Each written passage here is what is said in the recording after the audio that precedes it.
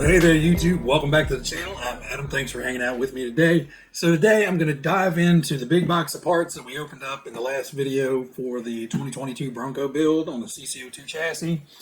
I've got my instruction book, I've got my big box of parts, and I've got the body that didn't fit back in the box. Now I have gone ahead and cut and trimmed the body out. There's a little bit more sanding left to do on the cutouts, but overall came out fairly straight. A few little lumps and bumps. And I've gone in and masked off where I'm going to back paint it black. Now, in the instructions, it shows, back painting it black and then painting it clear matte on the outside. More than likely, I'm going to back paint it black and then paint it black on the outside as well, because the paint will be kind of matte black when I paint it on, and it's just that extra layer of color on it. And it'll kind of flatten out all the super shiny black. They give you stickers for some of it, like the fender flares and stuff, but they tell you to paint those black. I don't understand what to me is fascination with putting crazy ass stickers over fender flares and fenders that are a pain in the butt and they never stay stuck. Anyway, so I still had to drill out a ton of holes in the body. Just for mounting the body, you have the two in the front, the two in the back, and then you have four more in the roof for the roof mount. You have two in this corner that are for some of the that's where the wing mirrors attach, is out here on the fender, the back edge of the fenders. You have the kind of little guide-ons on the front that you have to drill holes for. You have to drill holes for the front for the grill, and you have to drill a whole bunch of little tiny holes in the back for the lights and the spare tire. I know creating a fixture to do all that at Tamiya would have been expensive.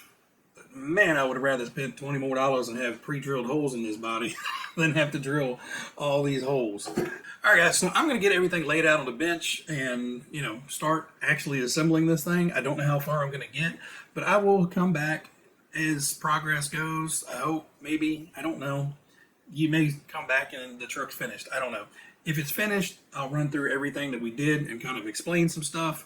And if not, I'll stop back by a few times during the build just to kind of catch you guys up. Anyway, we're going to build a truck. All right, guys, so we've got through step 7 in the instruction manual, and we have an assembled transmission. Now, you'll notice the black motor. So I unsoldered the leads off of the standard stock 540, and I put in a Holmes Crowmaster Sport 13 turn, the 540. So before anybody out there freaks out, be like, oh my God, he's putting a 13 turn motor in a truck? No, it is, but it isn't. So if you're not familiar with crawler motors, most crawler motors are what is termed as a 5-slot motor, and most of these type motors are a 3-slot. So your traditional 540 motor is a 3-slot motor, and a 13 turn in a 3-slot motor is really fast. So you wouldn't want to put it in a truck.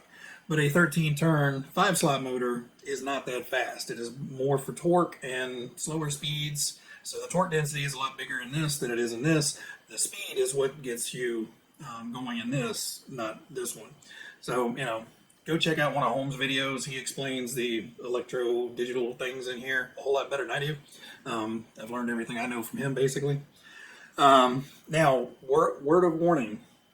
In order to put this motor in here, I had to go downstairs and grind about 1/8 of an inch or a little bit more off of the end of the motor shaft.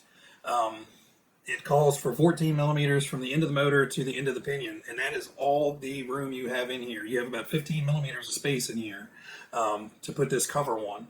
I don't know why they couldn't have bumped that cover out, a little tiny bit more to accommodate for any other motor than this stupid thing. What I did is I took a plastic bag, something like this. It was a little Ziploc bag, and I actually Ziplocked the motor inside of the bag, poked the shaft through it, and then grind off the end of the shaft. Now, the reason for doing that is when you go to take the motor out, all the shavings and debris and everything from grinding is going to be stuck to the outside of that bag. So you can basically just fold the bag over and slide it right off, and you don't have a bunch of metal shavings stuck to your magnetic motor. Just a helpful little tip there. So yeah, I just hit on the grinder, took off a heavy eighth of an inch, and now the shaft is just under 14 millimeters from the end of the motor housing here to the end of the shaft. So when the pinion goes on, the shaft is just barely inside that pinion. It's, I don't know, poor planning, I guess. And to me, it wants you to, expects you to use the stock motor, whatever. Otherwise, the transmission went together fairly well. I questioned some of their thinking about this. So instead of making this ear a, you know, just a cast one with a hole in it, it's got a slot for a nut that you have to put a little tiny screw on to retain the nut so the nut doesn't fall out while you're building it. There's a couple of things like that. The way the spur gear goes on is a little wonky. It all works, don't get me wrong. And the transmission actually sounds really, really nice and smooth and quiet. So overall, happy with it. Quirky, yes, it has a couple little quirks. Putting it together, you got to get your tongue lined up in the right spot to get all 9 pieces to click into space at one time without dropping pins out and stuff. But, it's typical build stuff, no big deal. So that's it for this. Let's move on to the next part. All right, guys, so we're back and we have the transmission and motor installed into the chassis and the rough part of the chassis all built out. So no real tricks or tips or anything with this one other than, all these little drop-in nuts, just kind of do a couple, get them started, flip over to the other side, drop in a couple, get them started, and then kind of line them all up. The only tricky one is in the back. Basically, there's a spacer that goes in between the plastic frame rail and these little aluminum extensions. So basically what I did here is I attached the front ones, which go into the plastic part alone. And that way this brace, the shock towers and cross brace were in place. And then I slid the aluminum pieces into the slot and then worked that little spacer in between. And I put the screw in to give me a stop. That way I knew, okay, I can't go too far. And then I slowly pulled the screw out until I felt, that little insert slide past. And then just kind of, I used the end of a hex driver and just slowly nudged it in there until I felt the screw pop in. And then go ahead and get the screw started. Otherwise, everything went together well. It wasn't hard. It has it's got a good bit of flex to it, but, it's a plastic frame rail. I don't expect it to be too tight. Putting together the little U-joints in here, in the book they say use a pair of needle nose pliers and bend that piece back. If you have put models together before, there's a chance that you have a little tool that resembles this. If you don't, it's easy to make one, but it's really easy. You get that little ball stud snapped into one side, and then you can take this little tool and that notch in there pushes the tab in, and you just kind of cram it and pry at the same time, and it'll just pop them right in. Makes it really, really easy when you have this little tool, and obviously if you know how to do it. But I did not see this tool in the kit yet. Now, I haven't opened all the bags, but it does not look like... No. So to me, it's nice enough not to give you this cool little tool. They just tell you to use a pair of needle nose pliers, which will work, but you're putting a whole lot more stress on that U-joint piece by prying it open like that. Once you bend it, it's never going to have the same spring that it had. So once you get on the trail and you bind up, it's going to want to push that thing open a whole lot easier. With this, you're barely clearing that little pin, and it pops right in. So you're not putting as much stress when you're using this little tool. If you've ever had Traxxas cars, I think all of the Traxxas cars come with this that have those type of U-joints, and a lot of other kits have them as well. So hopefully you guys have one on hand if you're building this. Otherwise, everything went together well. The little battery bar thing, it basically, add a spacer if battery height needed, which is kind of a pain in the ass because the battery doesn't want to stay in there. Honestly, I would say go ahead, put the spacer in, and if your battery is smaller, you can always put a little piece of foam tape underneath of this battery bar piece here. This guy right here. It's nice and smooth underneath, and you could just stick a piece of double-sided foam tape to it, and add the pressure you need to it. So I would say build that with those spacers in. Odds are you're going to need it. I'm using a standard nickel metal hydride pack, which is generally about as thin as you're going to get, and I needed the spacers. So I would say just build it with the spacers. But at this point, that's where I'm going to stop for tonight, and I will try to come back tomorrow and get a little bit more work done. Tomorrow, we start working on bag C and all the axle bits, so that should be fun and greasy. But I will start over it tomorrow morning, and hopefully come back with some axles. All right, so it's a new morning, and same shirt. It's holiday weekend, guys. Give me a break. So we do have the axles all put together. Now, there are some tips on these axles. Some of the stuff done on here is a little odd and you need to be careful of.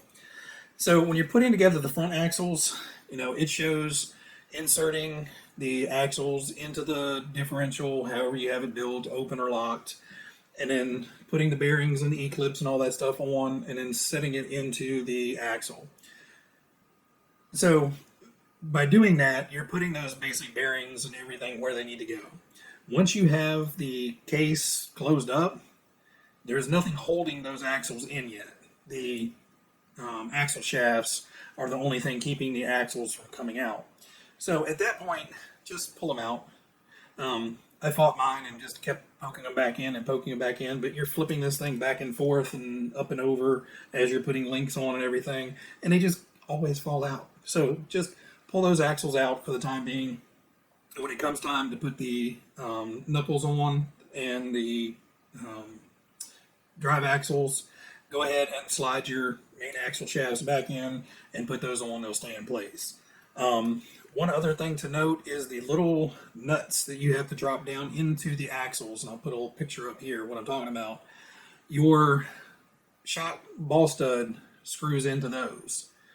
Now, don't try to screw that ball stud in until you have the linkage mounts attached to the axles. The front wasn't a problem. The rear, there's really nothing holding that axle together in this area until you put those mounts on, and then it holds those two case halves together nice and tight. I wasn't paying attention, and I just went to put it on, and when I went to tighten it down, it spun the nut. So I had to put the link mounts on to smash that together tight enough to where it doesn't spin. The other thing to be careful of is as you're putting those studs into the case or the axle housing, it wants to thread into the plastic, and then it tries threading into the nut. So if you experience any sort of binding, stop.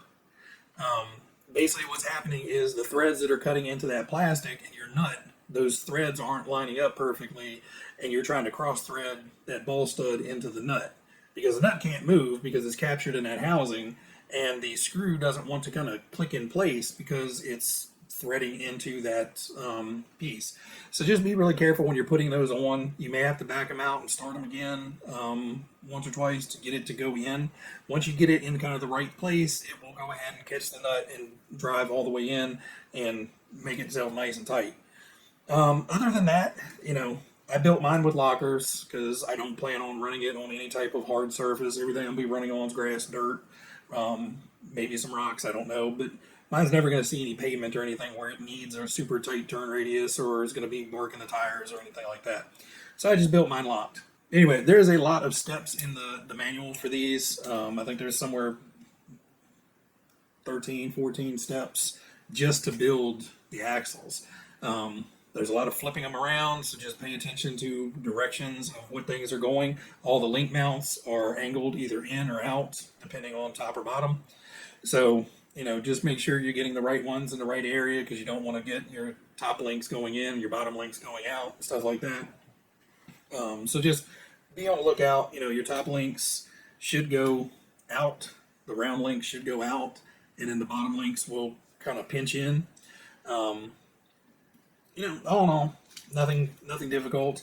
I did not use the kit grease on the axles. I actually used the Traxxas real sticky green grease that you can get from them. I just like the way it's so sticky and it just coats the gears on there, and with those metal to metal gears, you know, if they're not lubricated, it's just going to be. So I like that green, slimy, gooey Traxxas grease for, you know, metal to metal diffs. You know, in the transmission, all the plastic gears and everything, I just put I actually use the ceramic grease that I use on all my kits. Anyway, guys, so I'm going to stop rambling, get shocks built, get electronics in, and at that point, we probably are going to be wrapped up for, you know, this part of the build. All right, guys, so it's a truck without a body now. So everything went together really well as far as, you know, getting the shocks built, you know, getting everything assembled onto the chassis. It was all, you know, straightforward and easy. The body posts, you know, do need to be cut down. You know, they're like 18 inches tall now. But, you know, everything works well.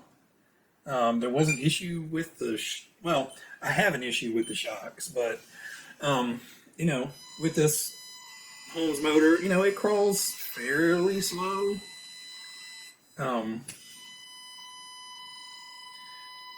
Sadly, on this 1060 ESC, I think I may ditch that and put a 1080 in here. Just one, that whiny noise. I can't stand that noise. And on the 1080s, you can adjust the frequency on it to shut that up. And honestly, most of them don't have an issue with it. It is a little bit faster than I kind of expected it to be, but you know, we can take transmission back out and put low range into it. Unfortunately, it's on the smallest pinion that you can put in here. It comes with a 16 tooth, which is the smallest you can stick in, or at least that's what it says. But overall, you know, we'll take it out and have fun with it. The issue I have with the shocks, you know, this is almost a $300 kit, and to have those stupid plunger style shocks where it's just the shock shaft and a flat metal piece on top, I'm a little insulted with that one. You know, it's not hard to add in the parts trees had the pistons for it. You know, you just had to give me the shafts to, you know, put the actual piston shocks in here so you can tune the suspension. I mean, at this point, you can put different oil in there. I don't know. I get it. You know, in their low-end kits, you know, a grasshopper type kit or, you know, a hornet type kit or something, you know, give me, you know, generic shock shafts or shock pistons. In an almost $300 kit, it's kind of annoying that they give you those crappy shock pistons. But, you know, I may look to see what shock shaft links I can find that would be comparable for this and replace them, but I shouldn't have to. I don't know. I love building the Tamiya cars, you know, especially, I mean, it's 90% Tamiya back here, but it's just some stuff just doesn't make sense to me, the stuff that they do, but it is what it is. You know, they work well. So as far as articulation goes, you know, it has enough. You know, it's a good 4 inches before it starts picking up that front tire. And, you know, it feels like it's going to be pretty planted. You know, it goes on a fairly significant slant before it wants to tip over. So, you know, at least 45 degrees side hill, you should be able to do no problem without really worrying about tipping. The body's going to add a little bit to it, but being Lexan, it shouldn't be too bad. I don't think I'm going to put that roof rack on there. I think I'm just going to go with the roof rails. But we'll see what it looks like once I get the body done.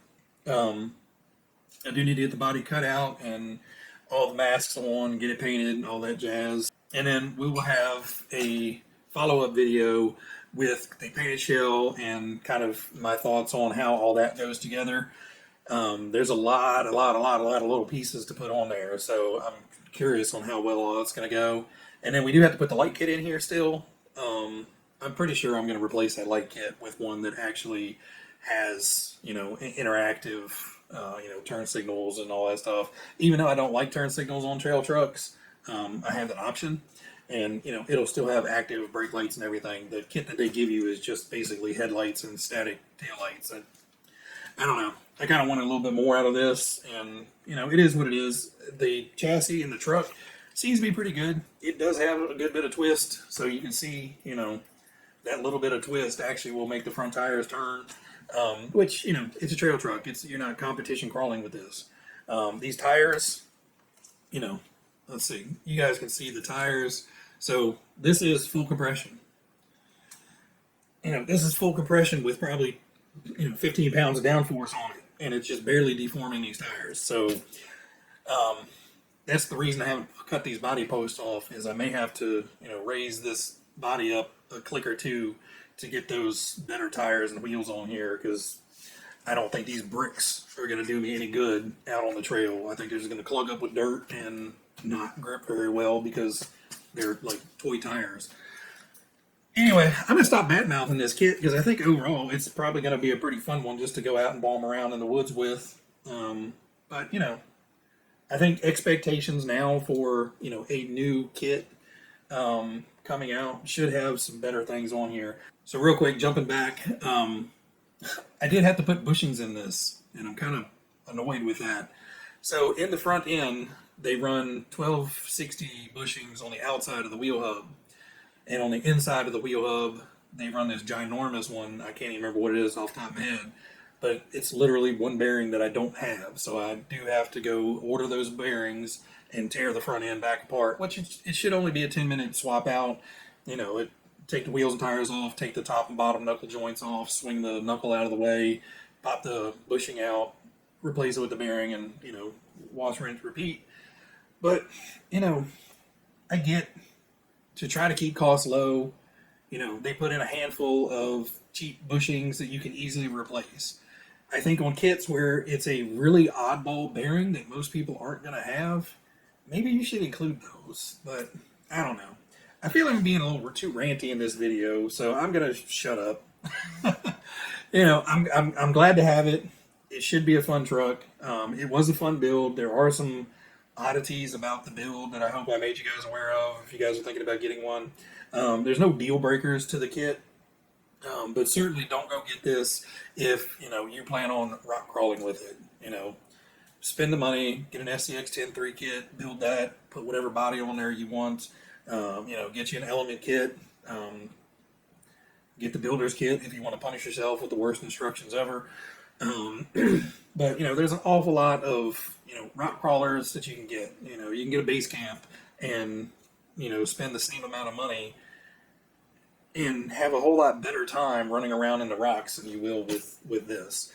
This is more of a scale, fun truck that's going to look really good and hopefully do well enough out in the woods and the dirt and everything that it will be fun to, you know, it won't be, you know, a competition rig, but it certainly should be a fun one.